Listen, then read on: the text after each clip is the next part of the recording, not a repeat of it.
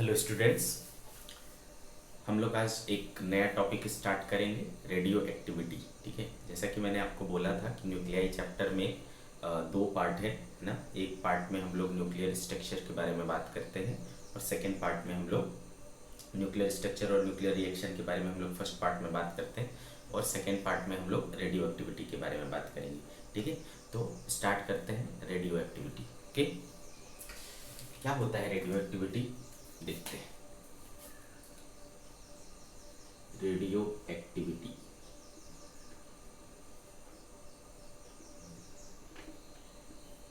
तो बेसिकली इस फिनोमेना के बारे में एक साइंटिस्ट हुए हेनरी बेक्वेरेल। ठीक है, हेनरी बेक्वेरेल नाम के साइंटिस्ट ने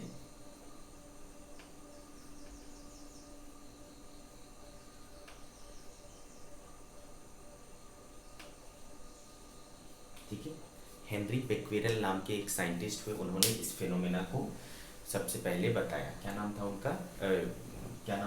हेनरी बेक्वेरेल। और उस फिनोमेना का नाम क्या था? Radio activity.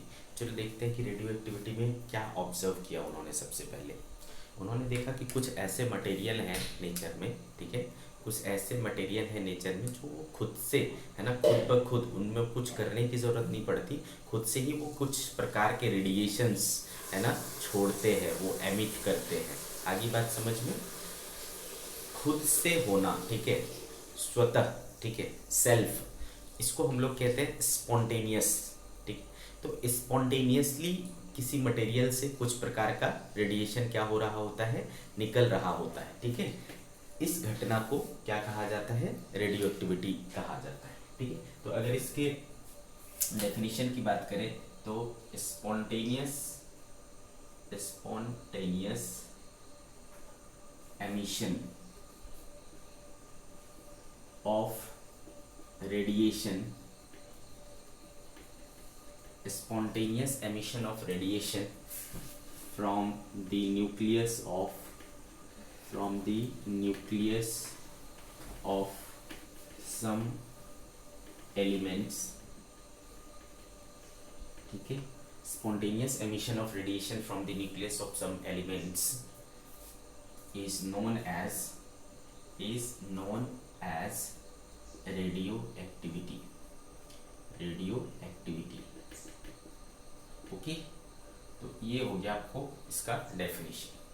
अब ऐसे जो मटेरियल होते हैं जो इस तरह के फिनोमेना को शो करते हैं, उनको हम कह सकते हैं रेडियो एक्टिव मटेरियल। ठीक है, रेडियो एक्टिव मटेरियल। ठीक है, तो those material whose nucleus show the phenomena of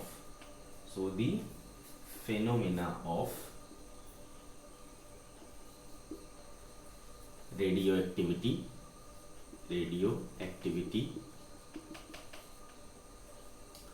is called radio active material.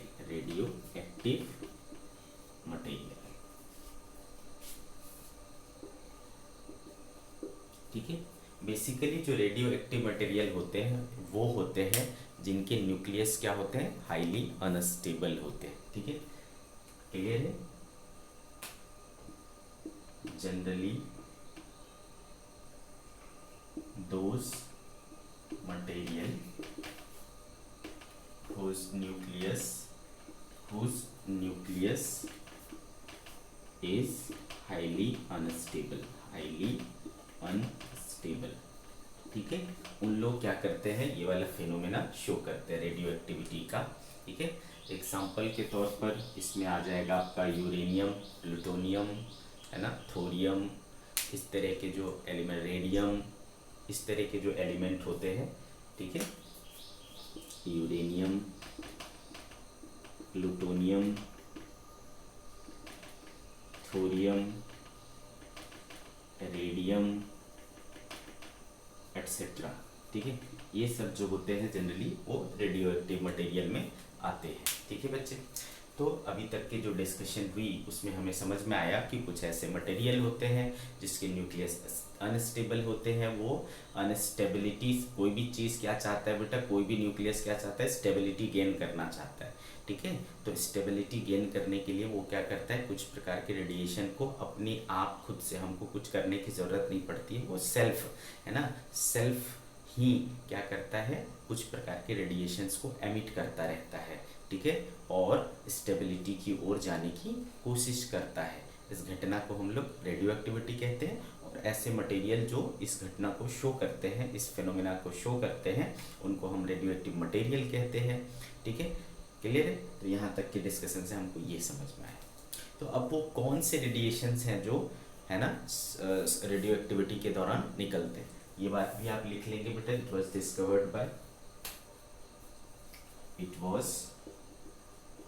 Discovered by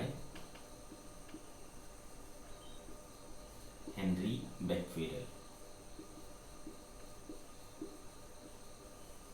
ठीक है, it was discovered by Henry Becquerel. ठीक है, इसको भी याद रखें। अब हमको ये देखना है कि जो रेडिएशंस निकलते हैं वो कौन कौन से रेडिएशंस होते हैं, कितने रेडिएशंस होते हैं और उनकी क्या प्रॉपर्टीज़ है, किस तरह की चीज़ें हैं वो, ये सारी चीज़ें अपने को देखनी है। ठीक है, चलो तो आगे बढ़ते हैं।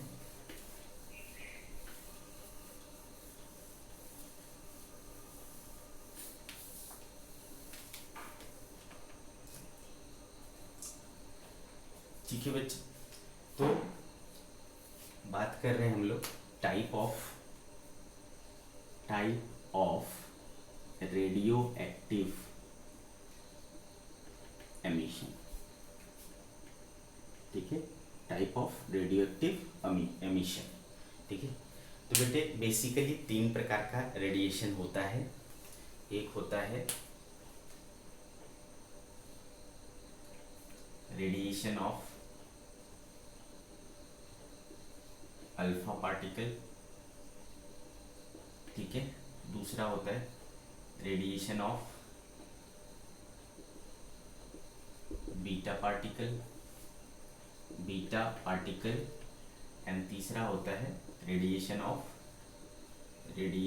Of gamma ray.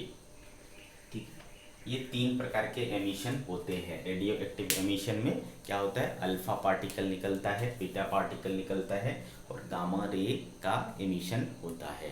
ठीक है, अब बारी बारी से हम जानेंगे कि ये अल्फा पार्टिकल क्या है, बीटा पार्टिकल क्या है, गामा रे क्या है। ठीक है, और इसके निकलने से उस न्यूक्लियस पर क्या असर पड़ेगा, क्या इम्पैक्ट होगा, क्या इफेक्ट होगा, ये सारी चीज़ें हम लोग देखेंगे। ठीक है, तो चलो स्टार्ट करते हैं। बहुत ही इंपॉर्टेंट पार्ट है, कई बार इसके प्रॉपर्टीज से डायरेक्ट क्वेश्चन आ जाते हैं, तो आपको बहुत अच्छे से समझना है इसको। ठीक है, serious alpha particle. Alpha particle basically जो होता है, ये हीलियम न्यूक्लियस को ही अल्फा पार्टिकल कहा जाता है। ठीक है, हीलियम He2 न्यूक्लियस इज, ठीक है, He2 nucleus is the alpha particle.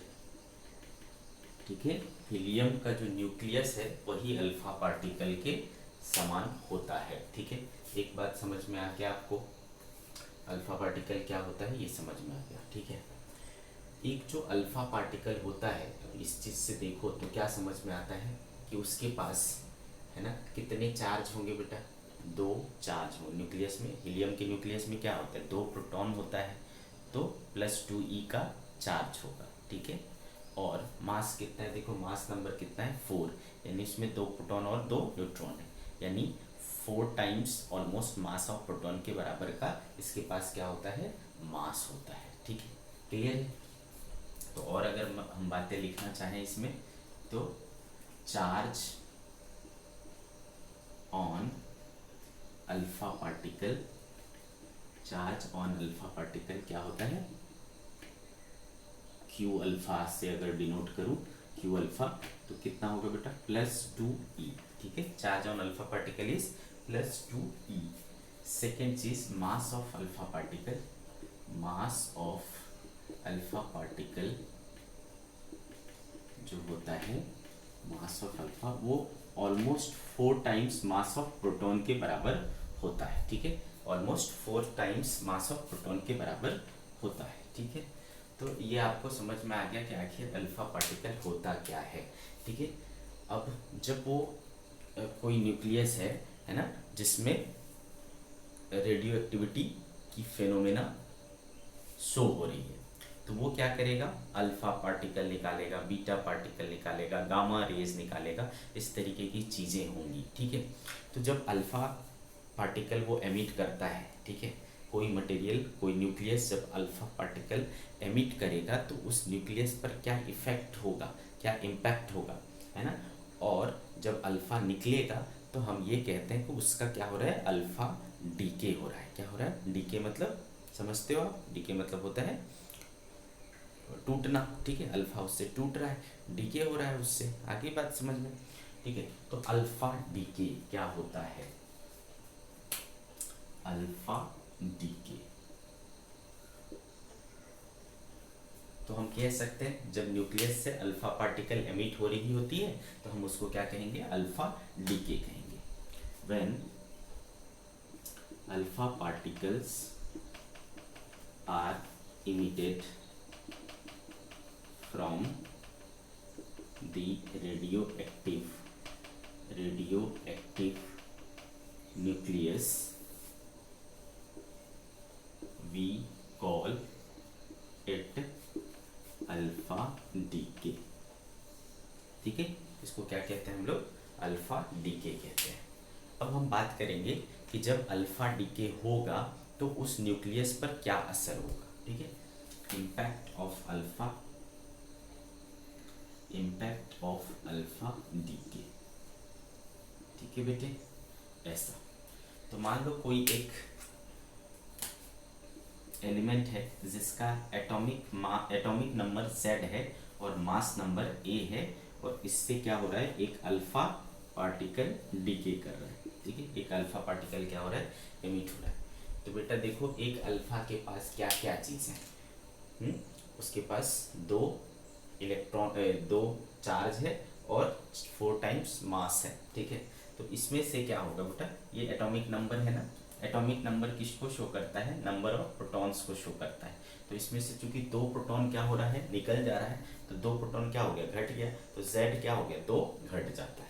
तो जो डॉटर निकलेगा Y, उसमें से Z क्या हो जाएगा, 2 घट जाएगा, और मास कितने निकल गए बेटा, 4 निकल गए, है ना। तो 4 निकल गए तो क्या हो जाएगा, A-4।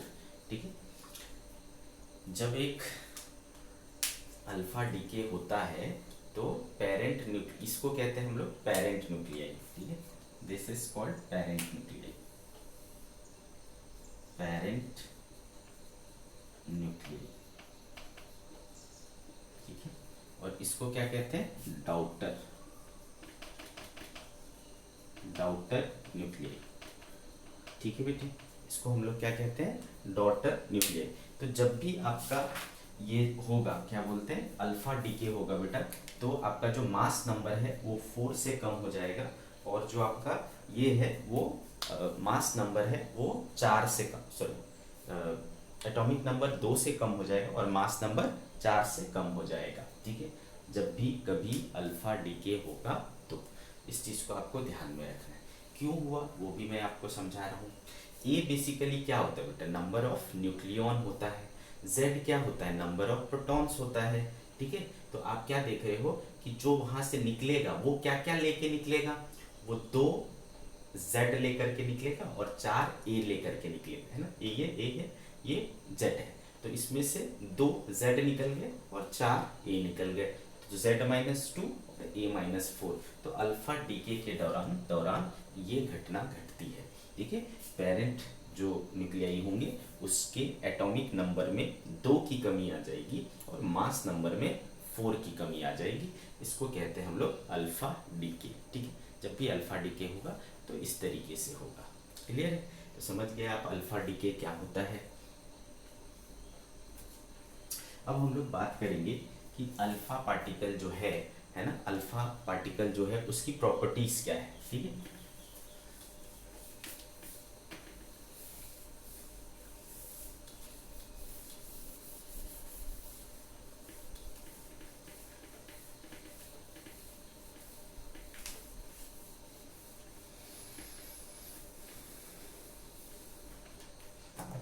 ओके, प्रॉपर्टीज ऑफ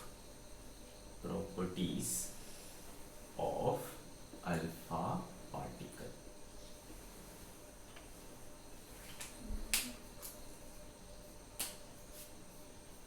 ठीक है, बात करते हैं बेटा। पहला तो सबसे पहली चीज जो अपने को समझ में आता है कि अल्फा पार्टिकल क्या है, न्यूक्लियस ऑफ हीलियम है, हीलियम न्यूक्लियस है, ठीक है। Alpha particle is He2 4 nucleus, ठीक है।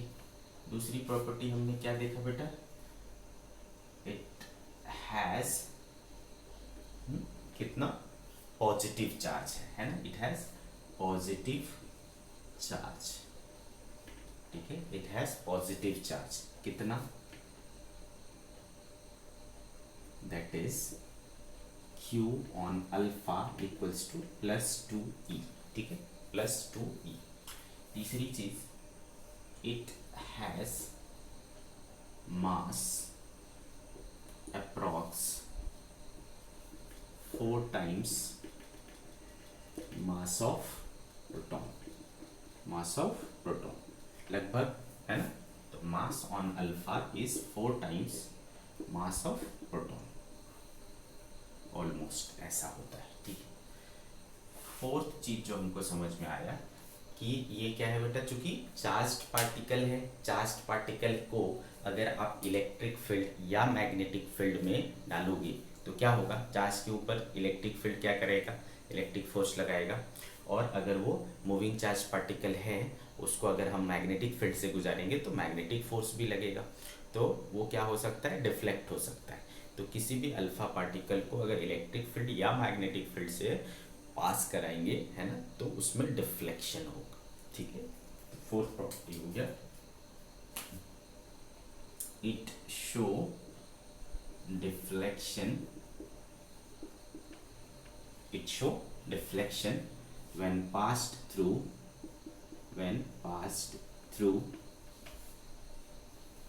electric और magnetic field, magnetic field, electric या मैग्नेटिक फील्ड से जब हम उसको पार करेंगे तो उसमें डिफ्लेक्शन होगा, ठीक है। फोर्थ हो गया। फिफ्थ, इसमें क्या होता है बेटा, आयनाइजेशन पावर होता है, ओके।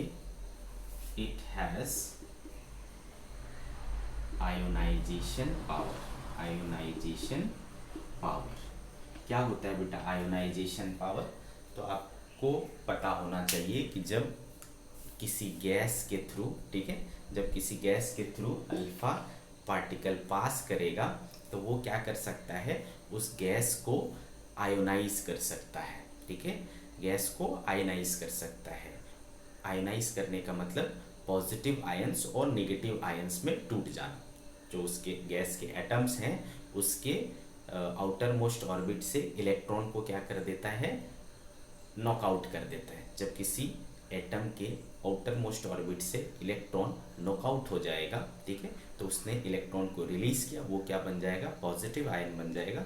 और जो उस इलेक्ट्रॉन को लेगा वो क्या बन जाएगा, नेगेटिव आयन बन जाएगा। तो ये पॉजिटिव आयंस और नेगेटिव आयंस में टूटना ही क्या कहलाता है, आयोनाइजेशन कहलाता है। और इसके पास वो वाला पावर होता है, ठीक है, कि ये गैस को आयनाइज कर सकता है, ठीक है। और जो ये अल्फा, बीटा और गामा 3 प्रकार के जो एमिशन हैं उनमें से सबसे ज़्यादा आयनाइजेशन पावर इसका होता है, यानी अल्फा पार्टिकल का होता है, ठीक है। It has ionization power. और साथ में हमको पता होना चाहिए कि हाईएस्ट आयनाइजेशन पावर है as compare to beta and gamma, ठीक है। Highest ionization power as compared to as compared to highest ionization power as compared to beta and gamma, ठीक है।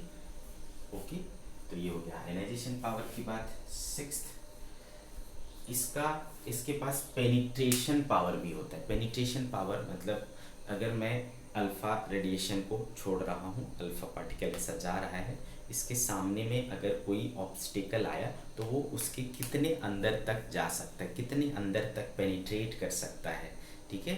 तो वो होता है बेटा पेनिट्रेशन पावर, ठीक है। तो अल्फा पार्टिकल की जो पेनिट्रेशन पावर होती है वो कम होती है बीटा और गामा की रिस्पेक्ट में, ठीक है। तो नेक्स्ट बात कर रहे हैं हम लोग, it has penetration power, penetration power but it is lower than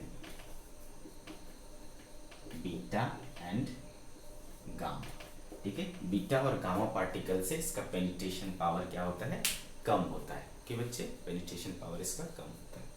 seventh fact है, सेवेंथ प्रॉपर्टीज है कि अल्फा पार्टिकल जब चलता है, ठीक है, तो उसकी स्पीड लाइट के स्पीड के कंपैरिजन में कितनी होती है। तो ध्यान रखना कि लाइट के स्पीड के कंपैरिजन में हमारे अल्फा पार्टिकल का जो स्पीड होता है वो ओनली 10 to 20% होता है, ठीक है, 10 to 20%। Its speed is 10 to 20% of speed of light, speed of light. तो इसका मतलब लाइट की स्पीड के कंपैरिजन में इसकी स्पीड काफ़ी कम होती है, ठीक है। एट्थ प्रॉपर्टी है बेटा कि ये क्या कर सकता है, फ्लोरोसेंस प्रोड्यूस कर सकता है, ठीक है। ये क्या कर सकता है, फ्लोरोसेंस प्रोड्यूस कर सकता है जिंक सल्फाइड के स्क्रीन पर, ठीक है। It can produce fluorescence, it can produce fluorescence, ठीक है। It can produce fluorescence on zinc sulphide screen, ठीक है। जिंक सल्फाइड स्क्रीन पर ये क्या कर सकता है, फ्लोरोसेंस प्रोड्यूस कर सकता है। नाइन्थ प्रॉपर्टी है, जो फोटोग्राफिक फिल्म होता है, फोटोग्राफिक प्लेट होता है, उसको ये अफेक्ट कर सकता है। It can affect photographic film, ठीक है। फोटोग्राफी वाला जो फिल्म होता है उसको ये अफेक्ट कर सकता है, ठीक है। तो ये देखो इतने सारे प्रॉपर्टीज थे अल्फा पार्टिकल के, ठीक है। आई थिंक हमने लगभग सारी चीजें कवर कर ली। ओके, तो ये इसका प्रॉपर्टीज है, ठीक है। तो एक रेडिएशन के बारे में हमने पूरी तरीके से पढ़ लिया। एक प्रकार के एमिशन के बारे में हमने क्या बोला, टोटल कितने एमिशन होते हैं, 3, उसमें से अल्फा, बीटा और गामा। अल्फा के बारे में हमने कंप्लीट किया, ठीक है। अब हम लोग बात करेंगे बेटा बीटा पार्टिकल के बारे में कि बीटा पार्टिकल क्या होता है।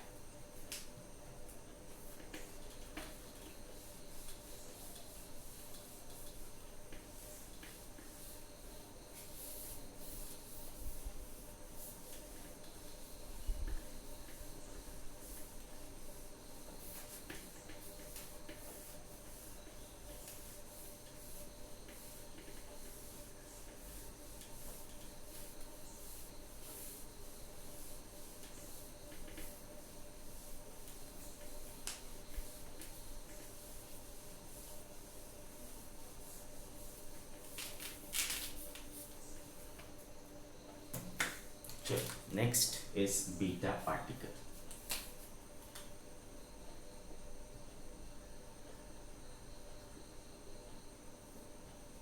ठीक है, तो बेसिकली जो बीटा पार्टिकल होता है, ठीक है, बीटा पार्टिकल जो है आपका वो इलेक्ट्रॉन होता है, ठीक है। बीटा पार्टिकल जो होता है वो क्या होता है, इलेक्ट्रॉन होता है।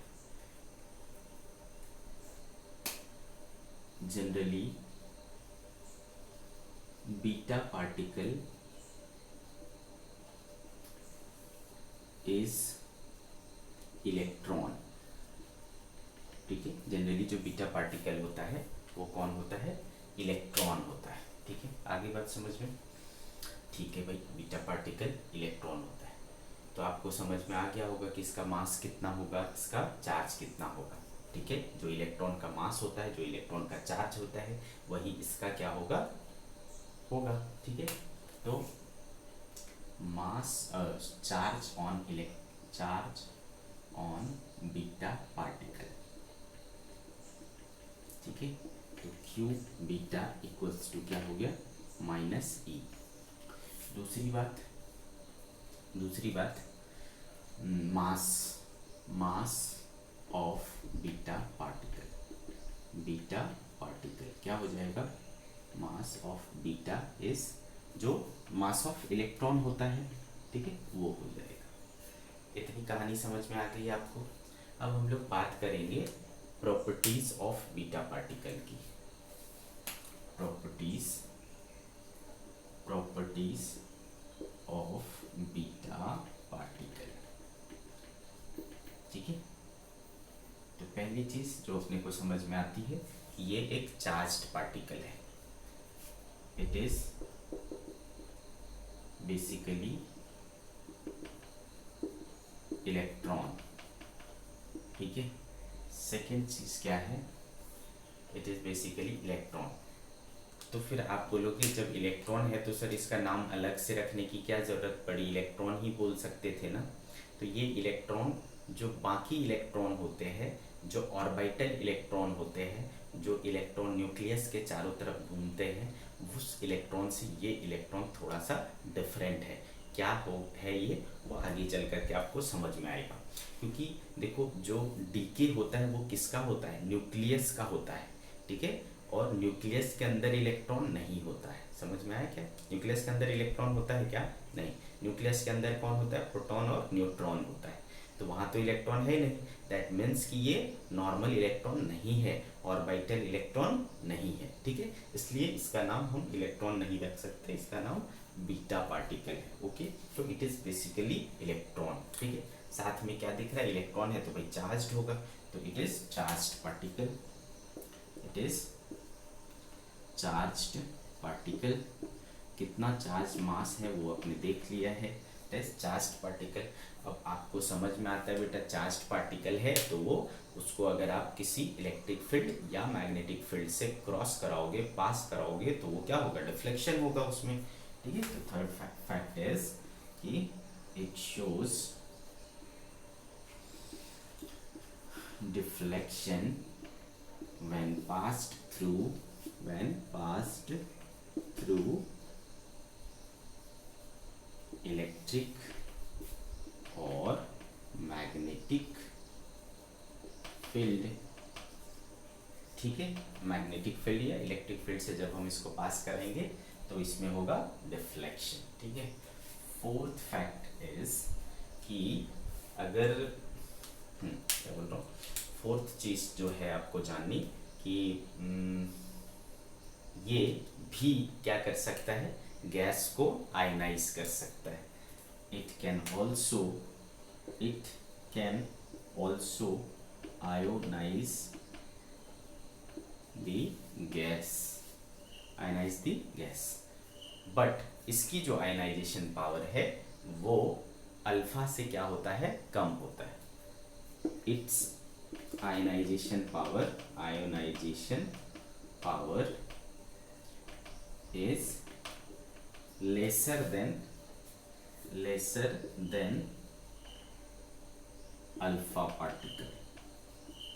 अल्फा पार्टिकल से इसका आयनाइजेशन पावर क्या होता है, कम होता है। फिफ्थ, इसके पास भी पेनिट्रेशन पावर होता है, it also has penetration power, but इसकी जो पेनिट्रेशन पावर होती है वो अल्फा से ज्यादा होती है, but it's penetration power is greater than alpha particle, ठीक है। इसकी जो स्पीड होती है, speed of beta particle is, ठीक है, speed of beta particle is about 90% of speed of light. जो लाइट की स्पीड होती है अप्रॉक्स उसके बराबर की ही इसकी स्पीड होती है, ठीक है, 90% ऑफ स्पीड ऑफ लाइट। ये हो गया बेटे 6। साथ में क्या करेगा ये भी जो है आपका फ्लोरोसेंस शो करता है, ये भी आपका फोटोग्राफिक प्लेट को इफेक्ट कर सकता है, ठीक है। 6 7 it can produce fluorescence, it can produce fluorescence in zinc sulfide screen। और भी स्क्रीन्स हो सकते हैं, ठीक है, और भी हो सकते हैं। 8th it can affect photographic plate या फिल्म, फोटोग्राफिक फिल्म। तो देखो ये कुछ प्रॉपर्टीज थे बीटा पार्टिकल के, ठीक है, ये कुछ प्रॉपर्टीज थे बीटा पार्टिकल की। अब हम बात करेंगे बेटा कि बीटा पार्टिकल जब किसी न्यूक्लियस से निकलेगा, ठीक है, तो उस न्यूक्लियस पर क्या इम्पैक्ट होगा, ठीक है, और इस घटना को हम क्या कहेंगे, बीटा डीके कहेंगे। तो जब न्यूक्लियस से अल्फा निकला तो हमने उसको अल्फा डीके बोला, जब न्यूक्लियस से बीटा निकलेगा हम उसको बीटा डीके बोलेंगे, ठीक है।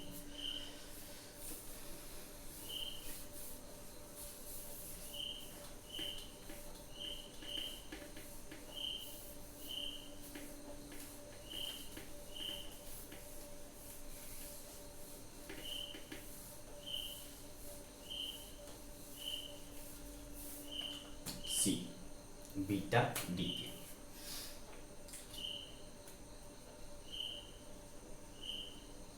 तो क्या हुआ बेटा बीटा डीके का मतलब, when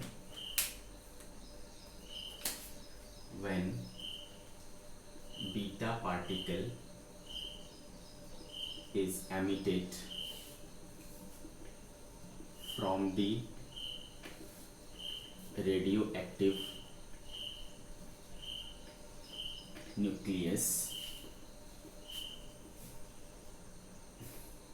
it is called beta decay, beta decay, ठीक है। अब हम बात करेंगे कि देखो बेटा बीटा डीके जो है ना वो बेसिकली 3 प्रकार के होते हैं, ठीक है। बीटा डीके जो है वो 3 प्रकार का होता है, type of beta decay, okay, type of beta decay. पहला बीटा माइनस डीके, ओके, पहला जो होता है वो होता है बीटा माइनस डीके। अभी तक आपको ये तो समझ में आ गया होगा कि जो रेडियो एक्टिविटी होती है वो कहाँ पर होती है, न्यूक्लियस में होती है, ठीक है। रेडियो एक्टिविटी का जो इम्पैक्ट होता है वो न्यूक्लियस पर होता है। न्यूक्लियस में क्या होते हैं, प्रोटॉन होते हैं, न्यूट्रॉन होते हैं। और ये जो पूरा का पूरा ताम झाम है, ये पूरी जो घटनाएं घटती है वो सब का एक ही एम है कि उस न्यूक्लियस को स्टेबिलिटी की ओर लेके जाना है, ठीक है, उस न्यूक्लियस को स्टेबिलिटी की ओर लेके जाना है, ठीक है। तो आप याद करो कि स्टेबिलिटी के लिए हमने एक चीज़ पढ़ा था, ओके, स्टेबिलिटी के लिए हमने एक चीज़ पढ़ा था कि न्यूट्रॉन और प्रोटॉन का रेशियो है ना, ये बहुत इंपॉर्टेंट पार्ट प्ले करता है, न्यूट्रॉन और प्रोटॉन का रेशियो, ठीक है। अगर ये 1 के बराबर या 1 से थोड़ा सा ज़्यादा हुआ, ठीक है, 1 के बराबर या 1 से थोड़ा सा ज़्यादा हुआ तो हम उस न्यूक्लियस को क्या कहते हैं, स्टेबल न्यूक्लियस कहते हैं, ठीक है। अगर ऐसा नहीं है न्यूट्रॉन और प्रोटॉन में, ठीक है, मैंने क्या बोला बेटा, न्यूट्रॉन और प्रोटॉन का रेशियो, न्यूट्रॉन और प्रोटॉन के नंबर को और क्या कहते हैं बेटा, Z, है ना, और न्यूट्रॉन के नंबर को क्या कहते हैं, N, ठीक है। तो यही होगा न्यूट्रॉन और प्रोटॉन का रेशियो। तो N/Z का रेशियो क्या होना चाहिए, 1 या फिर 1 से थोड़ा बड़ा, ठीक है, बहुत ज़्यादा भी नहीं और बहुत कम भी नहीं चाहिए, ठीक, 1 से कम भी नहीं चाहिए और बहुत ज़्यादा भी नहीं चाहिए।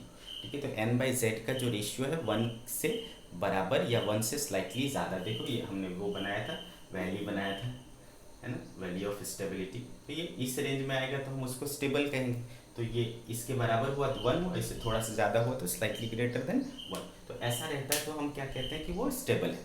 तो अगर इसमें अनबैलेंस है, मान लो नंबर ऑफ न्यूट्रॉन्स बहुत ज़्यादा है ना, नंबर ऑफ न्यूट्रॉन्स बहुत ज़्यादा है, या फिर नंबर ऑफ प्रोटॉन्स बहुत ज़्यादा है, तो फिर दोनों ही कंडीशन में क्या होगा बेटा, जो हमारा न्यूक्लियस है वो स्टेबल नहीं होगा। तो स्टेबिलिटी गेन करने के लिए क्या करना पड़ेगा, या तो नंबर ऑफ न्यूट्रॉन्स को घटाना पड़ सकता है, या फिर नंबर ऑफ, दोनों में से किसी एक को वेरी कराओगे। ठीक है, या तो नंबर ऑफ न्यूट्रॉन्स को या नंबर ऑफ प्रोटॉन्स को ऐसा वेरी कराना पड़ेगा। तो बीटा माइनस डीके में क्या होता है, ठीक है, ये जो भी बीटा डीके होता है उसमें ये न्यूट्रॉन और प्रोटॉन का एक्सचेंज होता है, न्यूट्रॉन और प्रोटॉन का कन्वर्जन होता है बेसिकली। ठीक है, न्यूट्रॉन प्रोटॉन में, प्रोटॉन न्यूट्रॉन में ऐसा बढ़ता है। ठीक है, तो बीटा माइनस डीके में क्या होता है, बीटा माइनस डीके में क्या होता है, एक न्यूट्रॉन जो है, ठीक है, एक न्यूट्रॉन कन्वर्ट हो जाता है किसमें, प्रोटॉन में। एक न्यूट्रॉन किसमें कन्वर्ट हो जाता है, प्रोटॉन में, और साथ में क्या निकलेगा बेटा, निकलता है एक इलेक्ट्रॉन। ठीक है, और साथ में एक एंटी पार्टिकल निकलता है, कहते हैं एंटी न्यूट्रिनो। ठीक है, क्या कहते हैं, एंटी न्यूट्रिनो। तो beta minus decay is basically the conversion of neutron into proton. ठीक है, conversion of neutron into proton. आ गई बात मेरी समझ में। ठीक है, तो बीटा माइनस डीके में देखो क्या निकला, इलेक्ट्रॉन निकला और साथ में एक एंटी पार्टिकल निकला, एंटी न्यूट्रिनो। ठीक है, तो चलो बात करते हैं इसके बारे में, beta minus decay. When a neutron is converted into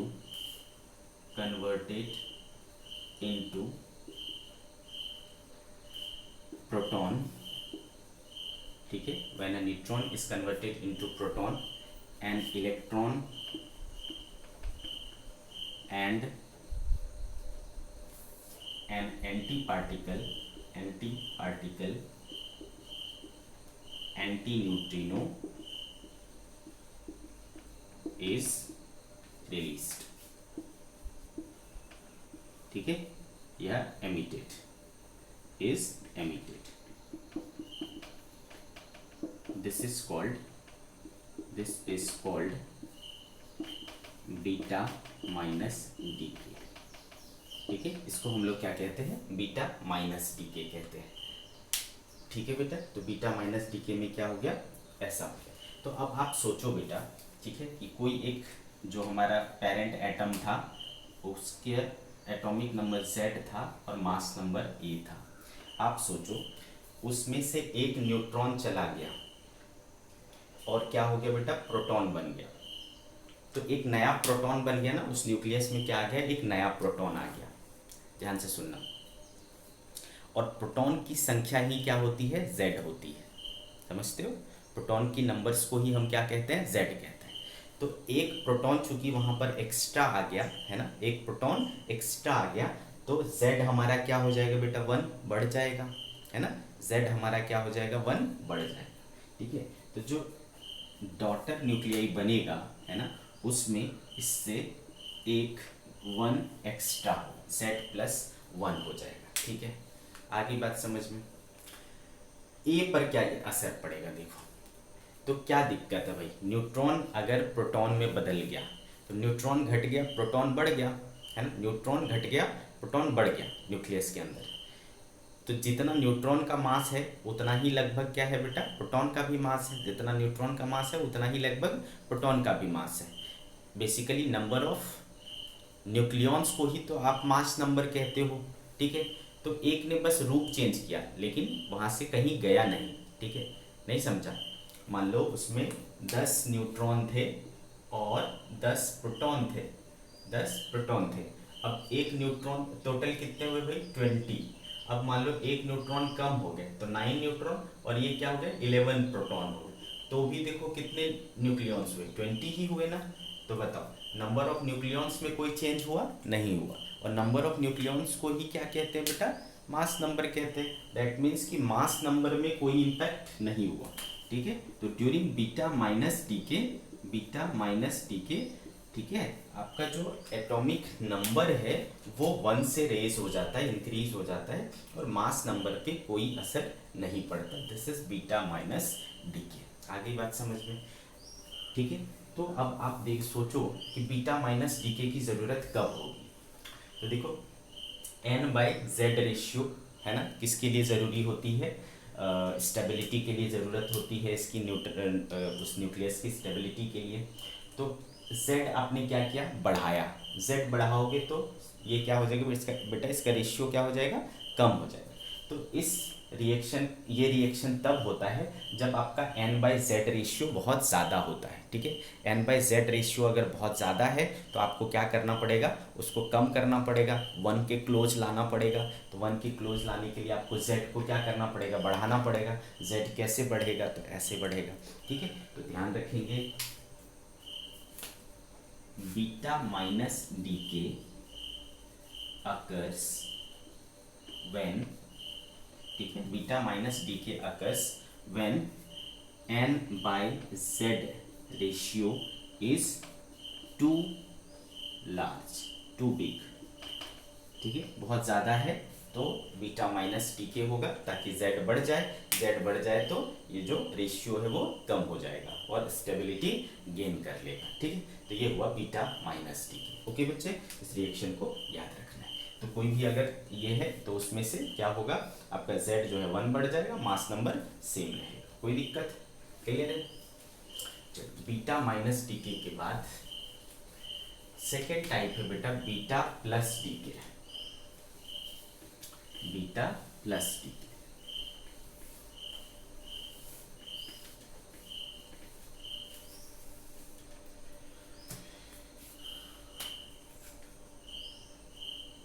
beta plus decay, अब इसमें क्या होता है, देखो इसमें वहां पर क्या हुआ था, न्यूट्रॉन प्रोटॉन में कन्वर्ट हुआ था, यहाँ प्रोटॉन न्यूट्रॉन में कन्वर्ट होगा, ठीक है। तो देखो अगर प्रोटॉन एक जो है न्यूट्रॉन में कन्वर्ट होता है तो इसके साथ क्या होता है बेटा, एक पार्टिकल निकलता है पॉजिट्रॉन, ठीक है, और इसके साथ एक एंटी पार्टिकल प्रोड्यूस होता है न्यूट्रिनो, ठीक है। प्रोटॉन जब न्यूट्रॉन में कन्वर्ट होता है तो ये क्या कहलाता है, बीटा प्लस डीके कहलाता है, ठीक है। ये न्यूट्रॉन हो गया, इसको हम लोग क्या कहते हैं, पॉजिट्रॉन। पॉजिट्रॉन क्या होता है देखिए, और ये क्या कहलाता है, न्यूट्रिनो, ओके। तो पॉजिट्रॉन क्या कहलाता है बेटा, पॉजिट्रॉन होता है जिसके पास मास इलेक्ट्रॉन वाला है, ठीक है, और चार्ज प्रोटॉन वाला है, मास इलेक्ट्रॉन वाला और चार्ज प्रोटॉन वाला, ठीक है। तो इसको कहते हैं हम लोग पॉजिट्रॉन। और न्यूट्रिनो के पास नो मास नो चार्ज, नो मास नो चार्ज, अप्रॉक्सीमेटली नो मास नो चार्ज, किसके पास, न्यूट्रिनो के पास, ठीक है बेटे। तो देख पा रहे हो कि बीटा प्लस डीके में क्या होता है, एक प्रोटॉन न्यूट्रॉन में कन्वर्ट हो जाता है, साथ में क्या निकलता है, एक पॉजिट्रॉन निकलता है और एक न्यूट्रिनो निकलता है जो कि एक एंटी पार्टिकल है, ठीक है। तो बीटा प्लस डीके में हम कह सकते हैं कि when proton converts into neutron and A positron जो है वो इलेक्ट्रॉन का एंटी पार्टिकल है ना, ए पॉजिट्रॉन एंड, ठीक है, when proton converts into neutron, A positron and neutrino are emitted. When proton converts into neutron, a positron and neutrino are emitted. ठीक है, डायग्राम ये है आपका, सॉरी प्रोसेस आपको सामने दिख रहा है। This is called beta plus D के, ठीक है, इसको हम लोग बीटा प्लस डी के कहते हैं। अब सोचो कि इससे असर क्या पड़ेगा। तो मान लो हमारे पास है ना एक एलिमेंट है x, ठीक है, एटॉमिक नंबर z है, मास नंबर a है, बीटा प्लस डी के हो गया, ठीक है, बीटा प्लस डी के हो गया। तो देखो बेटा क्या हुआ, एक प्रोटॉन यहाँ पर टूट करके क्या बन गया, न्यूट्रॉन बन गया। तो प्रोटॉन एक बदल गया ना, तो प्रोटॉन की नंबर उसमें उस न्यूक्लियस में क्या हो जाएगी, घट जाएगी, है ना, नंबर ऑफ प्रोटॉन वहाँ पर क्या हो जाएगा, घट जाएगा, ऑब्वियस सी बात है। तो प्रोटॉन का नंबर घट गया बेटा, और नंबर ऑफ प्रोटॉन्स को ही हम लोग क्या कहते हैं, z कहते हैं। तो ऑब्वियसली z क्या हो गया, घट गया। तो जो डॉटर न्यूक्लियस बनेगा उसमें z1 माइनस हो जाएगा। अगेन बेटा प्रोटॉन न्यूट्रॉन में बदल गया तो भी क्या होगा, मास में कोई चेंज नहीं होगा, तो मास नंबर क्या रहेगा, सेम होगा। तो ये चीज़ हमेशा ध्यान रखना है कि बीटा डी के चाहे वो पॉजिटिव हो निगेटिव हो कोई फर्क नहीं पड़ता, मास नंबर में यहाँ पर कोई चेंज नहीं होगा, ठीक है। तो यहाँ पर फर्क क्या पड़ा बेटा, वहाँ पर z जो है 1 बढ़ जाता था, यहाँ पर z क्या हो जाता है, 1 घट जाता है, तो ये z-1 हो जाता है। ये हो गया आपका बीटा प्लस डी के। तो इन बीटा प्लस डी के mass number remain same, atomic number decreases by 1, beta plus D के में। आगे बात समझ में। अब सोचो कि ये कहाँ पर होगा, कहाँ पर इसकी ज़रूरत पड़ेगी। तो जैसा कि आपने देखा कि n/z ratio is required for stability, कि ये कितना होना चाहिए, 1 से थोड़ा ज़्यादा, फिर 1 से या फिर 1 से बराबर, ठीक है। तो अगर मान लो ये आपका n/z रेशियो बहुत कम है ना, n/z रेशियो क्या है, बहुत कम है, तो आपको इसको बढ़ाने के लिए क्या करना पड़ेगा बेटा, z को कम करना पड़ेगा, है ना, z कम होगा तो ये रेशियो क्या हो जाएगा, बढ़ जाएगा। तो जहाँ पर n/z रेशियो टू स्मॉल होता है वहाँ पर हमको बीटा प्लस डी के की ज़रूरत पड़ती है, ठीक है। Beta plus decay is required where n/z ratio is too small, ठीक है, z कम हो जाएगा, n/z रेशियो बढ़ जाएगा और स्टेबिलिटी को गेन कर लेगा। अब सवाल उठता है बेटा, आपके मन में आएगा, सर आपने तो अभी कहा था कि बीटा पार्टिकल जो होता है उसको हम इलेक्ट्रॉन कहते हैं, और यहाँ पर तो पॉजिट्रॉन निकल रहा है सर, यहाँ तो कहीं पर इलेक्ट्रॉन आया ही नहीं, है ना बेटे, यहाँ पर कहीं पर इलेक्ट्रॉन आया ही नहीं। तो जनरली, इसलिए मैंने वहाँ पर क्या लिखा था, जनरली लिखा था। तो जनरली जो है वो इलेक्ट्रॉन, अगर आपको क्वेश्चन में सिर्फ ये लिखा है कि बीटा डीके हो रहा है, सिर्फ इतना लिखा है कि बीटा डीके हो रहा है, तो आपको बीटा माइनस डीके ही समझना है, इलेक्ट्रॉन ही समझना है, ठीक है। बाकी अगर बीटा प्लस डीके की बात होगी तो वो स्पेसिफाइड होगा। तो नॉर्मली अगर सिर्फ बीटा डीके कहा है तो वो बीटा माइनस डीके की बात कर रहा है, ठीक है। और अगर बीटा प्लस डीके की बात करेगा तो वो स्पेशली बोल देगा आपको कि बीटा प्लस डीके हो रहा है, ठीक है। तो इस चीज़ को भी आपको ध्यान में रखना है। बीटा प्लस डीके समझ गया, है ना। बीटा माइनस डीके में क्या होता है, एटॉमिक नंबर 1 से इंक्रीज हो जाया करता था, मास नंबर सेम रहता था, लेकिन बीटा प्लस डीके में मास नंबर एटॉमिक नंबर 1 से डिक्रीज हो जाता है, मास नंबर में कोई चेंज नहीं होता। तो ये दो प्रकार के देख लिए हमने बीटा डीके। एक और होता है तीसरा,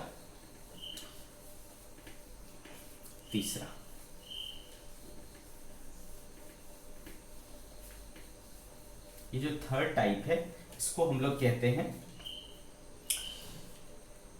इलेक्ट्रॉन कैप्चर, ठीक है, या के कैप्चर।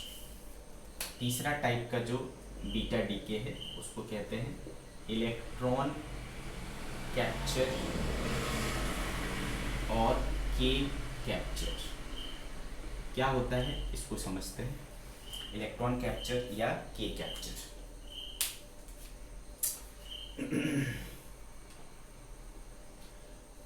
आपको जैसे कि पता है, ध्यान से समझना, ये न्यूक्लियस है, ठीक है, और इसके चारों तरफ क्या होता है, ऐसे अलग अलग ऑर्बिट में इलेक्ट्रॉन्स घूम रहे होते हैं, ठीक है, इलेक्ट्रॉन्स घूम रहे होते हैं। अगर मान लो इसका जो न्यूक्लियस है ना, इसका जो न्यूक्लियस है उसने इस इलेक्ट्रॉन को क्या कर लिया, अट्रैक्ट मतलब खींच लिया, ठीक है, अपने में खींच लिया। ध्यान से समझना, तो ये जो इलेक्ट्रॉन है वो कौन से इलेक्ट्रॉन है, ऑर्बिटल इलेक्ट्रॉन्स है, जो ऑर्बिट में घूमने वाले। इसके पहले जो हमने इलेक्ट्रॉन्स देखे थे वो क्या थे बेटा, न्यूक्लियस में पैदा हुए इलेक्ट्रॉन्स थे, ठीक है, न्यूक्लियस में पैदा हुए इलेक्ट्रॉन्स थे, वो अलग थे, ठीक है, वो इस ऑर्बिटिंग इन ऑर्बिटिंग इलेक्ट्रॉन्स से अलग थे। ये इलेक्ट्रॉन्स तो हमेशा ही होते हैं, ठीक है, ये रिवॉल्व करते हुए अपने अपने ऑर्बिट में ऐसे इलेक्ट्रॉन्स तो होते ही, वो ऑर्बिटिंग इलेक्ट्रॉन अलग है।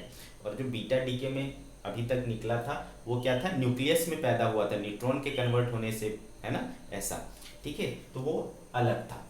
अगर इसने ऐसा किया कि इस इलेक्ट्रॉन को खींच लिया, अट्रैक्ट कर लिया, अंदर घुस गया, ठीक है, क्लियर है, तो इससे क्या होगा, एक इलेक्ट्रॉन वहाँ जाएगा, ठीक है, एक इलेक्ट्रॉन वहाँ क्या करेगा, जाएगा, और एक प्रोटॉन को नलीफाई कर देगा, है ना, एक प्रोटॉन को क्या कर देगा बेटा, नलीफाई कर देगा। तो उससे क्या होगा, उसका जो जेड है ना, उसका जो जेड है उस पर क्या असर पड़ेगा आप सोचो, ठीक है, ऑब्वियस सी बात है भाई, एक इलेक्ट्रॉन एक प्रोटॉन को क्या करेगा, नलीफाई कर देगा, चार्ज को, है ना, एक इलेक्ट्रॉन एक प्रोटॉन के चार्ज को नलीफाई कर देगा। तो जो आपका जेड है ना, वो क्या आ जाएगा, घट जाएगा बेटा, क्योंकि एक प्रोटॉन क्या हो गया, नलीफाई हो गया, तो जेड क्या होता है, प्रोटॉन होता है ना, ठीक है, तो उसका जो जेड है वो एक घट जाएगा। ओके, तो इलेक्ट्रॉन कैप्चर में क्या हो रहा है, अगर एक पेरेंट एटम है एक्स, जेड और ए है, और इसने क्या किया, एक इलेक्ट्रॉन को कैप्चर कर लिया। कौन से इलेक्ट्रॉन है ये इलेक्ट्रॉन अलग है, ऑर्बिटल इलेक्ट्रॉन है, ऑर्बिटल इलेक्ट्रॉन, ठीक है, ऑर्बिटल इलेक्ट्रॉन को न्यूक्लियस ने क्या कर लिया, कैप्चर कर लिया। तो इससे क्या फर्क होगा, ये होगा कि अब जो पेरेंट न्यूक्लियस बनेगा उसमें से एक प्रोटॉन गायब हो जाएगा, तो Z-1 हो जाएगा। मास नंबर में अभी भी कोई फर्क नहीं पड़ेगा, है ना, अभी भी मास नंबर में कोई फर्क नहीं पड़ेगा। पूछो कैसे, क्योंकि इलेक्ट्रॉन बहुत कम मास का होता है, नेग्लिजिबल होता है, उसको उससे कुछ फर्क नहीं पड़ेगा, ठीक है। इसके साथ में क्या होता है, एक पार्टिकल निकलेगा, क्या, न्यूट्रिनो, एंटी पार्टिकल क्या निकलेगा, न्यूट्रिनो निकलेगा। तो इसको हम लोग कहते हैं इलेक्ट्रॉन कैप्चर। क्यों, क्योंकि न्यूक्लियस ने जो ऑर्बिटल इलेक्ट्रॉन था उससे एक इलेक्ट्रॉन को कैप्चर कर लिया, ठीक है, इसको कहते हैं इलेक्ट्रॉन कैप्चर। अब आप सोचो, अगर इस न्यूक्लियस को इलेक्ट्रॉन को कैप्चर करना होगा तो वो इससे लेगा, इस ऑर्बिट से लेगा कि इस ऑर्बिट से लेगा, ये कौन सा ऑर्बिट है बेटा, ये कौन सा सेल है, के सेल, ये कौन सा एल, इसके बाद वाला एम, तो इसको अगर लेना होगा तो कहाँ से लेगा सोचो, तो वो के सेल से लेगा, है ना। तो जनरली वो जो कैप्चर करता है वो कहाँ से कैप्चर करता है, के सेल से कैप्चर करता है, इसलिए हम दूसरे शब्दों में इसको के कैप्चर भी बोल सकते हैं, ठीक है। तो आपको समझ में आ गया होगा कि इसको हम लोग के कैप्चर क्यों कहते हैं, इलेक्ट्रॉन कैप्चर क्यों कहते हैं, के कैप्चर क्यों कहते हैं, दोनों बातें आपको समझ में आ गई। तो यहाँ से एक इलेक्ट्रॉन को इसने क्या कर लिया, एब्जॉर्ब कर लिया, है ना, इलेक्ट्रॉन यहाँ पर आ गया। अब ये जो स्पेस है बेटा वो क्या स्पेस हो गया, क्या हो गया, खाली हो गया, एम्प्टी स्पेस हो गया। तो इधर के जो इलेक्ट्रॉन, दूसरे ऑर्बिट के जो इलेक्ट्रॉन होते हैं वो इलेक्ट्रॉन इसको भरने के लिए यहाँ से जंप मार देते हैं। जब ये इलेक्ट्रॉन दूसरे ऑर्बिट से आकर के यहाँ पर जंप मारेगा तो क्या होगा, एक रेडिएशन निकलेगा। ये जो रेडिएशन निकलता है वो कौन सा निकलता है, एक्स रे। फिर इसके बाद वाला जो इलेक्ट्रॉन है वो यहाँ से भी खाली हो गया, तो इसको भरने के लिए आएगा, फिर एक रेडिएशन निकलेगा, कौन सा निकलेगा, एक्स रे निकलेगा। तो ये आपको यहाँ पर इसके साथ में एक्स रेज निकलते हैं, ठीक। देखो याद करो, एक्स रे का जो कैरेक्टरिस्टिक एक्स रे होता था उसका प्रोसेस यही था बेटा, वही प्रोसेस था। तो यहाँ तक की डिस्कशन से हमको समझ में आया कि जो न्यूक्लियस होता है, ठीक है, जो न्यूक्लियस, अच्छा आप बोलोगे सर यहाँ पर भी Z-1 हो रहा है, बीटा प्लस डीके में भी क्या हो रहा था, Z-1 हो रहा था, तो फिर इसमें और उसमें डिफरेंस क्या है, बीटा प्लस डीके हमने इसको क्यों नहीं बोला, या बीटा प्लस डीके के जैसा ये क्यों नहीं हुआ। तो देखो बीटा प्लस डीके जनरली वो क्या करेगा, जनरली बीटा, यहाँ पर देखो Z कम हो रहा है ना, Z कम हो रहा है, इसका मतलब क्या है, n/z का रेशियो बढ़ रहा है। तो n/z की रेशियो बढ़ाने की जरूरत कब पड़ेगी हमको, जब वो 1 से कम होगा, यानी इसका n/z रेशियो क्या था, स्मॉल था, इसलिए ये रिएक्शन हो रहा है। तो n/z रेशियो अगर कम था उसको बढ़ाने के लिए हम बीटा प्लस डीके भी करा सकते थे, तो बीटा प्लस डीके क्यों नहीं हुआ, इलेक्ट्रॉन कैप्चर क्यों हुआ, ठीक है। तो देखो जो बीटा प्लस डीके था अगर वो नहीं हुआ, ठीक है, क्योंकि याद करो हमने क्या बोला था कि जो ये होते हैं क्या बोलते हैं न्यूक्लियर रिएक्शन, ये सारे न्यूक्लियर रिएक्शन ही है ना, न्यूक्लियस के अंदर ही हो रहे हैं ना, ये सारे के सारे न्यूक्लियर रिएक्शन। तो जो न्यूक्लियर रिएक्शन होता है उसमें क्या होता है, क्यू वैल्यू होता था, याद करो, ठीक है। तो क्यू वैल्यू क्या हो सकता है, पॉजिटिव भी हो सकता है और निगेटिव भी हो सकता है। अगर क्यू वैल्यू पॉजिटिव है तो वो रिएक्शन क्या हो जाएगा, खुद ब खुद हो जाएगा, लेकिन क्यू वैल्यू अगर निगेटिव है तो वो रिएक्शन खुद नहीं हो सकता, ठीक है। और यहाँ पर मैं क्या बोल रहा हूँ कि जो आपका रेडियो एक्टिव रेडिएशंस है वो क्या बोलते हैं, स्पॉन्टेनियस रिएक्शन है। स्पॉन्टेनियस मतलब खुद से होने वाला, तो खुद से होने वाला है। और ये अगर उसकी जो ये है क्या बोलते हैं क्यू वैल्यू निगेटिव आ जाती, जो बीटा पॉजिटिव है, बीटा प्लस डीके है, अगर उसका क्यू वैल्यू निगेटिव आ जाता तो वो रिएक्शन होगा ही नहीं, ठीक है, वो रिएक्शन नहीं होगा। लेकिन इसको स्टेबिलिटी तो गेन करना है, तो वैसे सिचुएशन में फिर ये अल्टरनेटिव के तौर पर क्या करता है, यहाँ से इलेक्ट्रॉन को कैप्चर करता है, ठीक है। तो इसमें ये भी रिएक्शन तभी होता है जब n/z रेशियो क्या होती है, कम होती है, ठीक है, उसको बढ़ाने के लिए ये करता है, लेकिन तब होता है जब वहाँ पर बीटा प्लस डीके नहीं हो पाएगा, एनर्जी रिस्ट्रिक्शन के कारण अगर वो बीटा प्लस डीके नहीं करा पा रहा है तो इलेक्ट्रॉन कैप्चर वाला घटना घटे। चलो इसको डिस्कस कर लेते हैं। तो इलेक्ट्रॉन कैप्चर क्या हुआ बेटा, if nucleus captures one of the electrons, one of the orbital electrons, if nucleus captures one of the orbital nucleus orbital electrons, it is called electron capture, ठीक है, इसको इलेक्ट्रॉन कैप्चर कहते हैं। क्या होता है प्रोसेस में, तो ये होता है, ठीक है। के कैप्चर क्यों कहते हैं, क्योंकि ये जनरली है ना के सेल से इलेक्ट्रॉन को कैप्चर करता है। इट इज ऑल्सो कॉल्ड के capture because generally electron from K cell is captured, ठीक है, कैप्चर्ड। कब होता है ये रिएक्शन, तो आप बोलोगे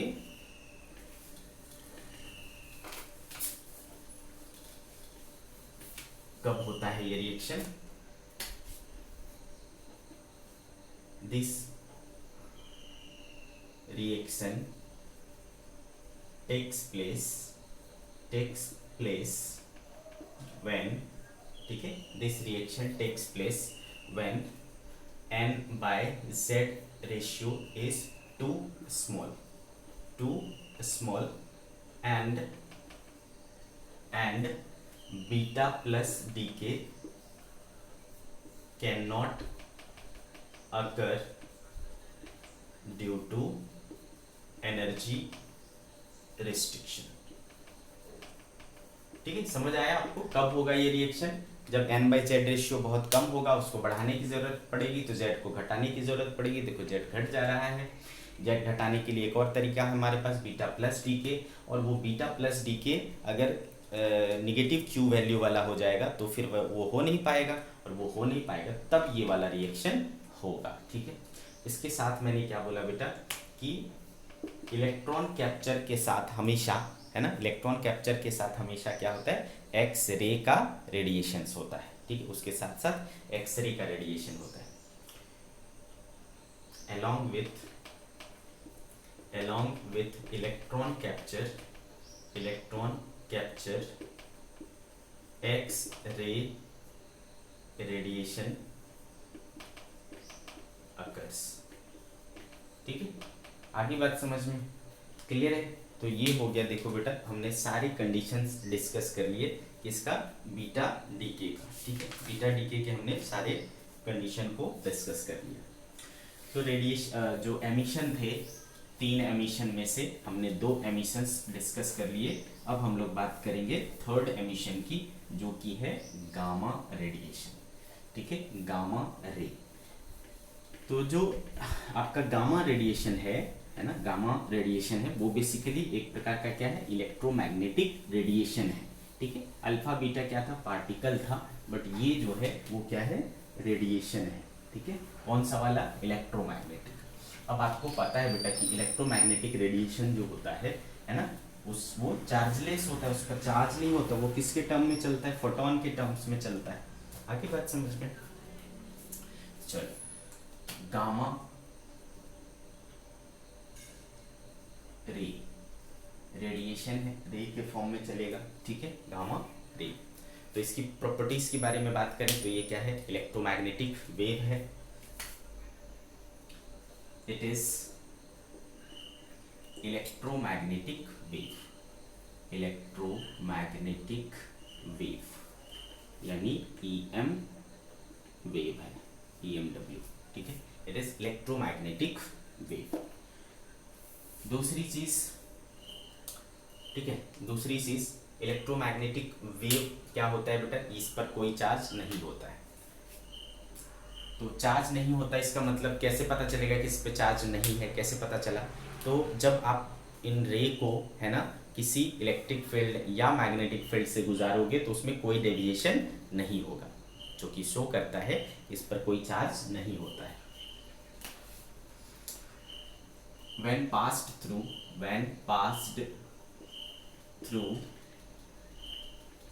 electric or magnetic field, it does not deviate,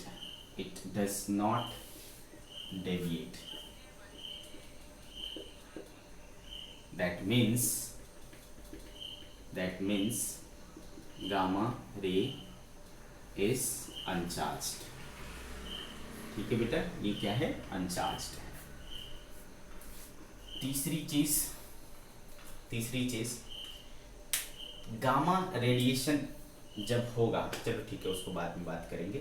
ठीक है, तो गामा ये समझ में आ गया कि इस पर कोई चार्ज नहीं होता, इलेक्ट्रिक फील्ड मैग्नेटिक फील्ड में ये डेविएट नहीं होगा, ये इलेक्ट्रोमैग्नेटिक वेव है। और अगर इलेक्ट्रोमैग्नेटिक वेव है तो बेटा वो क्या करेगा, स्पीड ऑफ लाइट से चलेगा।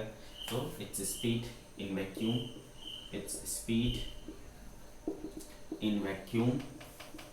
is c equals to 3 into 10⁸ metre per second. ठीक है, नेक्स्ट बेटे ये क्या करता है, आपको जो क्या बोलते हैं, पेनिट्रेशन पावर इसका भी होता है, आयनाइजेशन पावर भी होता है। It has ionization power. ठीक है, लेकिन जो तीनों रेडिएशन है उनमें से सबसे कम होता है इनके पास। ठीक है, it has least ionization power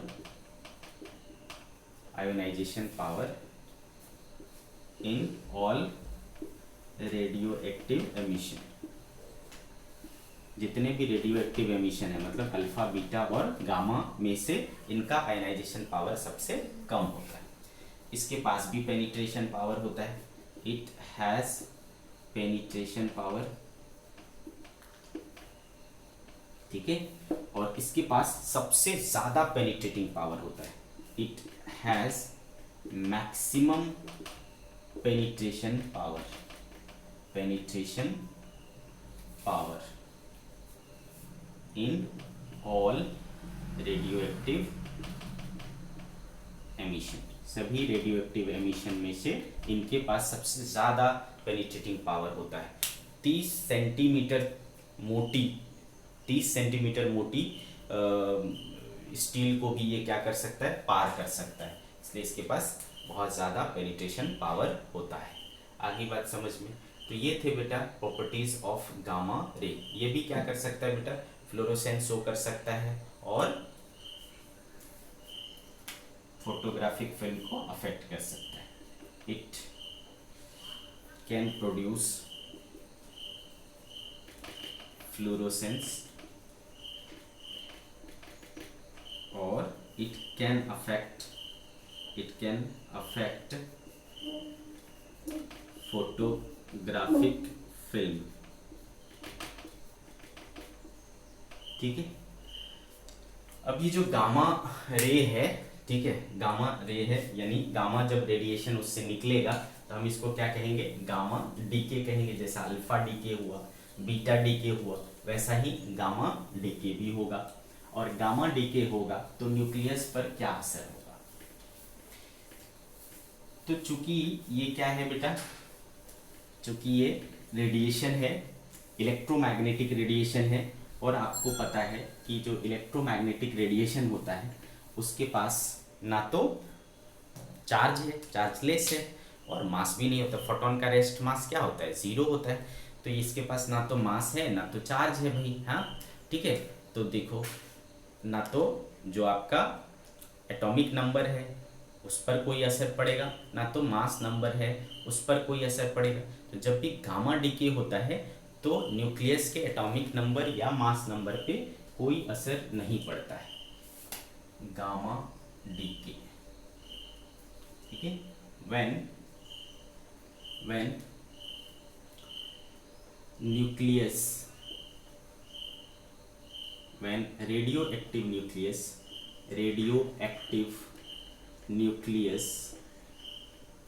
when radioactive nucleus emit gamma ray, it is called gamma decay, it is called gamma decay. अब जब गामा डीके होगा तो क्या इम्पैक्ट होगा, ठीक है, क्या इम्पैक्ट होगा। तो बेसिकली होता क्या है बेटा, जब भी आपका अल्फा डीके या बीटा डीके होता है, ठीक है, जब अल्फा डीके या बीटा डीके होता है तो आपका नया न्यूक्लियस बन जाता है, डॉटर न्यूक्लियाई बन जाता है, ठीक है। पेरेंट खत्म हो जाते हैं, पेरेंट जो है वो चेंज हो जाते हैं, किसमें, डॉटर में चेंज हो जाते हैं। अब जो डॉटर न्यूक्लियाई है वो है ना, वो ग्राउंड स्टेट में भी हो सकते हैं और हो सकता है कि एक्साइटेड स्टेट में भी हो, ठीक है। अगर वो एक्साइटेड स्टेट में रह गया, ठीक है, अगर वो एक्साइटेड स्टेट में रह गया तो उसको ग्राउंड स्टेट में आना पड़ेगा। तो ग्राउंड स्टेट में आने के लिए वो क्या करेगा, समझ रहे हो, ग्राउंड स्टेट में आने के लिए क्या करेगा, वो रेडिएशंस को एमिट करेगा।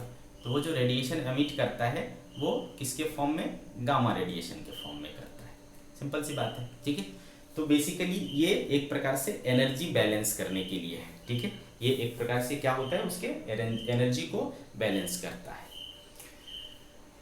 तो गामा डीके में क्या होगा, अगर आपका एक पेरेंट न्यूक्लियाई है Z और A, और इससे अगर गामा डीके हुआ तो जो आपका पेरेंट न्यूक्लियाई है ना तो उसके Z में कोई चेंज होगा, ना तो कुछ उसके A में चेंज होगा, है ना। सिर्फ आपका एक गामा रेडिएशन निकलेगा, ठीक है।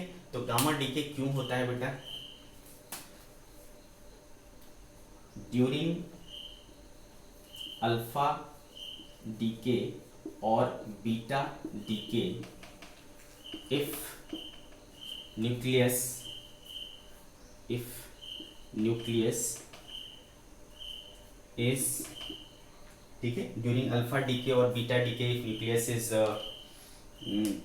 In excited state,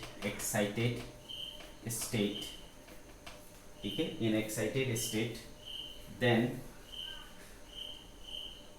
to come in ground state,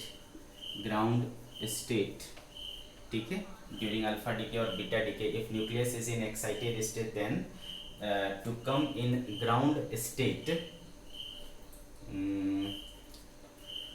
gamma radiation occurs, ठीक है। तो फिर क्या होता है, गामा रेडिएशन होता है।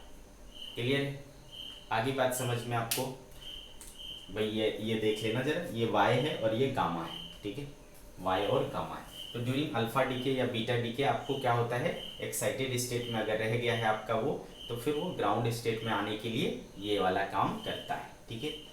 ओके, आगे बात समझ में, इसमें एटॉमिक नंबर या मास नंबर में कोई चेंज नहीं होता। Due to gamma decay there is no change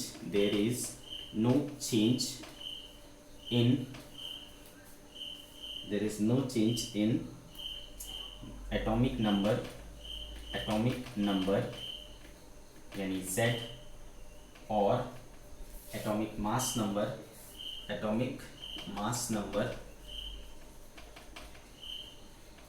A। ठीक, ये भी समझ गए आप लोग। ठीक है,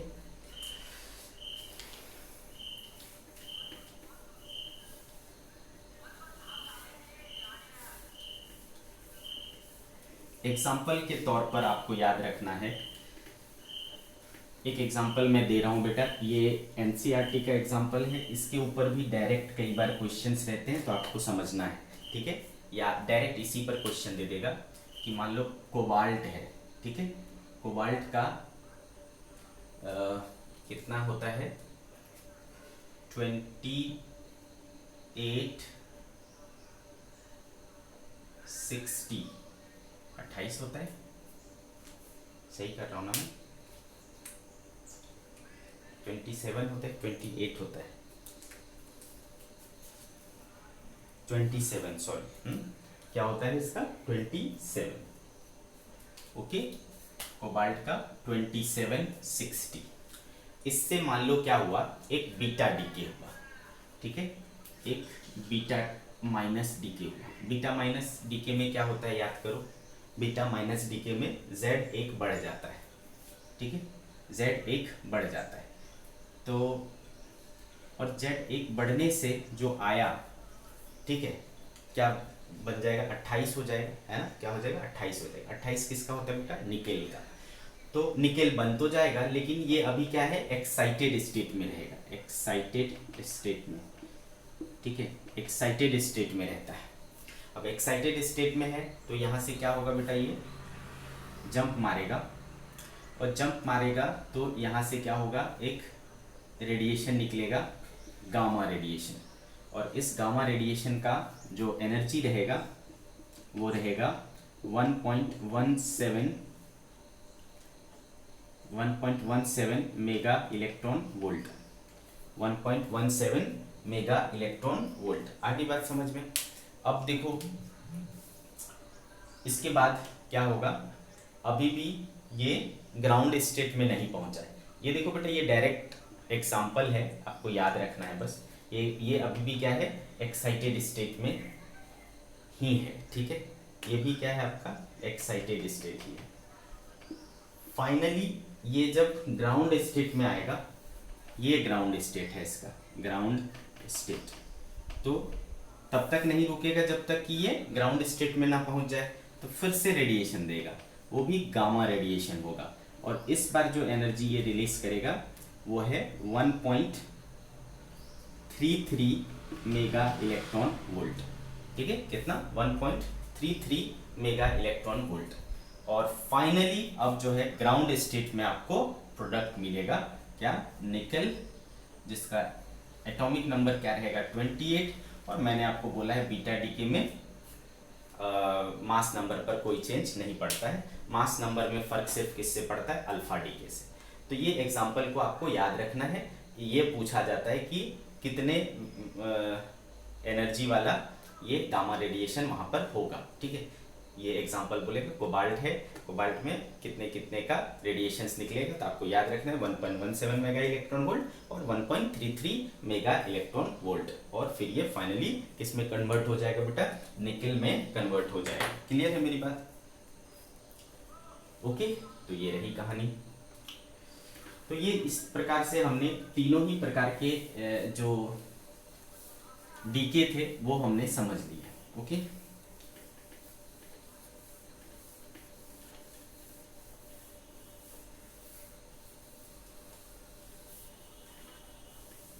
इसके अलावा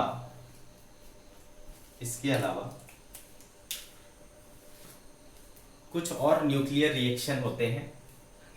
ठीक है, उसको समझते हैं। एक होता है बेटा pair production, pair production. Pair production क्या होते हैं? अब देखो जो गामा है, गामा रेडिएशन क्या है? वो फोटोन के फॉर्म में होगा, उसके पास एनर्जी है, फोटोन के फॉर्म में उसके पास एनर्जी रहेगा। और जो हमारे आइंस्टाइन साहब थे उन्होंने क्या कहा था कि एनर्जी को जो है वो मास में कन्वर्ट किया जा सकता है और मास को एनर्जी में कन्वर्ट किया जा सकता है, एनर्जी को मास में और मास को एनर्जी में ऐसा कन्वर्ट किया जा सकता है। तो गामा फोटोन को हम क्या कर सकते हैं बेटा, गामा के पास जो एनर्जी है उसको हम लोग मैटर में कन्वर्ट कर सकते हैं। और क्या है वो मैटर? इलेक्ट्रॉन एंड पॉजिट्रॉन के पेयर में ऐसा बना सकते हैं। गामा को हम लोग क्या कर सकते हैं, इलेक्ट्रॉन और पॉजिट्रॉन के पेयर में ऐसा हम लोग प्रोड्यूस कर सकते हैं। ठीक है, इलेक्ट्रॉन और प्रोटॉन के इसमें पॉजिट्रॉन के पेयर में ऐसा प्रोड्यूस कर सकते हैं। तो देखो ये यहाँ पर क्या हो रहा है, गामा रे से हमने क्या किया, एक पेयर बनाया। ठीक है, इलेक्ट्रॉन और पॉजिट्रॉन का पेयर। क्यों? क्योंकि इलेक्ट्रॉन का एंटी पार्टिकल क्या है, पॉजिट्रॉन है, ये दोनों आपस में क्या है, पेयर है ना। मास दोनों का नहीं होता और दोनों का मिलकर के चार्ज क्या हो जाएगा, जीरो। तो देखो चार्ज भी बैलेंस है, इसका भी कोई चार्ज नहीं होता, इसका भी कोई मास नहीं होता, इसका भी रेस्ट मास क्या है, जीरो है। तो इसको हम लोग कहते हैं पेयर प्रोडक्शन। ठीक है, this is called pair production. If gamma radiation के पास जो एनर्जी है वो अगर इलेक्ट्रॉन और पॉजिट्रॉन का क्या करता है, जनरेट करता है, कन्वर्ट हो जाता है, तो इसको हम लोग कहते हैं पेयर प्रोडक्शन। ठीक है, इफ अ गामा रेडिएशन, ठीक है, if a gamma photon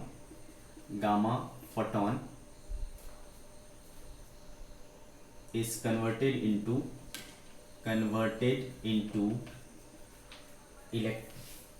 a pair of electron and positron, this is called pair production।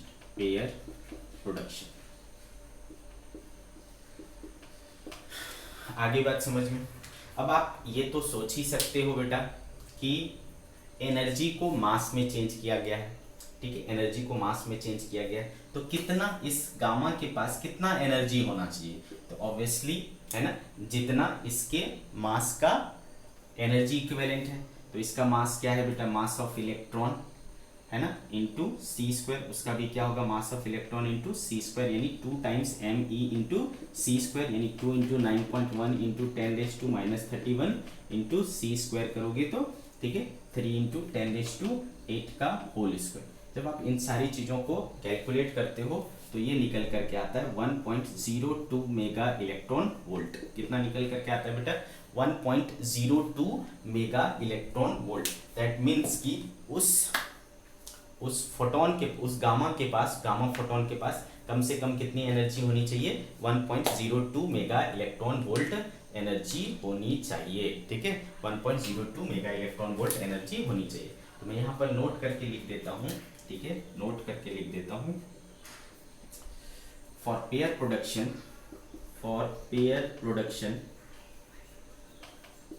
Okay, for pair production gamma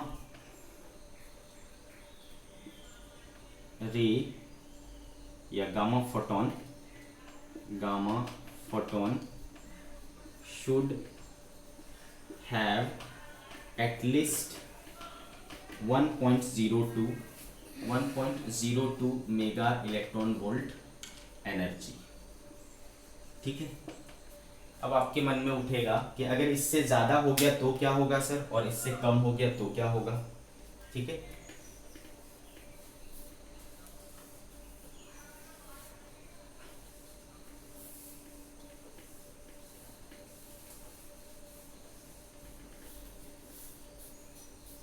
ठीक है बेटा,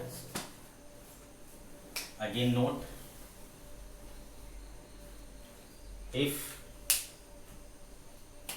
if gamma photon have energy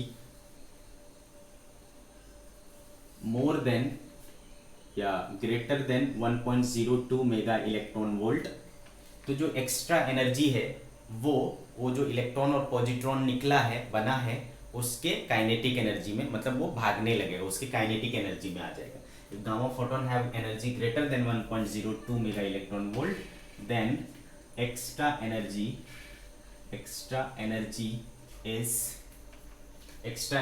is given to the electron and positron. ठीक है, ऐसा. अब आपसे यहाँ पर एक और क्वेश्चन पूछा जाएगा कि जो इलेक्ट्रॉन और पॉजिट्रॉन होगा उसमें किसके पास ज्यादा काइनेटिक एनर्जी हो. मास तो दोनों का बराबर होता है बेटा, इलेक्ट्रॉन का भी मास और पॉजिट्रॉन का भी मास बराबर होता है. ठीक है, तो किसको ज्यादा काइनेटिक एनर्जी मिलेगा. ठीक है, ओके, किसको ज्यादा काइनेटिक एनर्जी मिलेगा, तो सोचो किसको मिलेगा. तो ध्यान रखना बेटा, पॉजिट्रॉन को ज्यादा मिलेगा. क्यों पॉजिट्रॉन को ज्यादा मिलेगा? क्योंकि न्यूक्लियस में ये सारी चीजें कहाँ हो रहा है बेटा, न्यूक्लियस में हो रहा है. तो न्यूक्लियस में क्या होता है, पॉजिटिव चार्ज होता है. पॉजिटिव चार्ज पॉजिटिव को क्या करेगा, रिपेल करेगा. तो एक तो वो वाला भी मिलेगा, है ना, प्लस एक्स्ट्रा एनर्जी जो मिला, तो ये दोनों मिलकर के पॉजिट्रॉन में ज्यादा एनर्जी आ जाता है. इलेक्ट्रॉन भी भागना चाहता है, लेकिन न्यूक्लियस चूंकि पॉजिटिव हो, वो उसको क्या करता है, अट्रैक्ट करना चाहता है, तो उस पर एक अट्रैक्टिव फोर्स लगता है, तो वो उतना तेजी से नहीं भाग पाएगा, लेकिन पॉजिट्रॉन भाग जाएगा. ठीक है, तो पॉजिट्रॉन के पास ज्यादा काइनेटिक एनर्जी आ जाता है. The extra energy is given to the electron and positron. ठीक है, किस रूप में, in the form of kinetic energy. ठीक है, और इसमें फिर से याद रखना है कि positron will have greater kinetic energy. इस कंडीशन में पॉजिट्रॉन के पास ग्रेटर काइनेटिक एनर्जी हो. समझ गए क्यों? क्योंकि इलेक्ट्रॉन को न्यूक्लियस क्या करता है, अट्रैक्ट करता है. दूसरी बात, अगर इससे कम हुआ तो क्या होगा, if gamma photon have energy less than, if gamma photon have energy less than 1.02 mega electron volt, then pair production नहीं हो पाएगा. then no pair production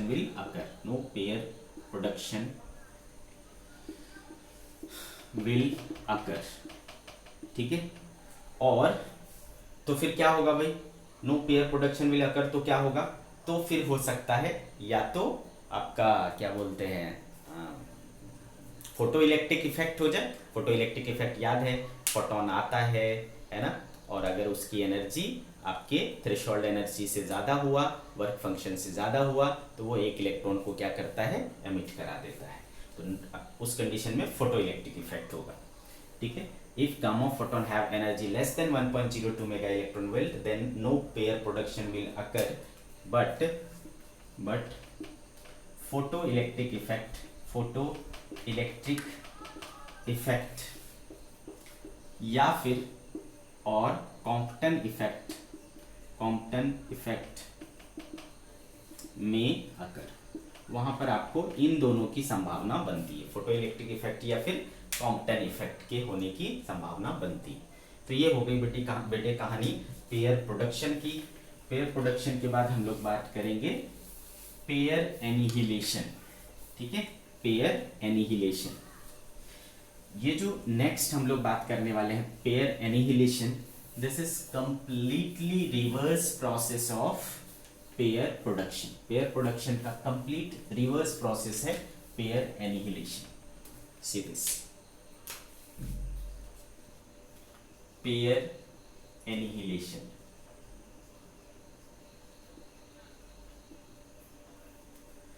कैसे उल्टा, इसमें क्या होता है, दो जो इलेक्ट्रॉन और पॉजिट्रॉन है, अगर वो दोनों बहुत पास आ गए ना, ठीक है, जब इलेक्ट्रॉन और पॉजिट्रॉन बहुत पास आ जाते हैं तो दोनों मिलकर के क्या होते हैं, वापस से गामा फोटोन में कन्वर्ट हो जाते हैं. If electron and positron are brought very close to each other, very close to each other,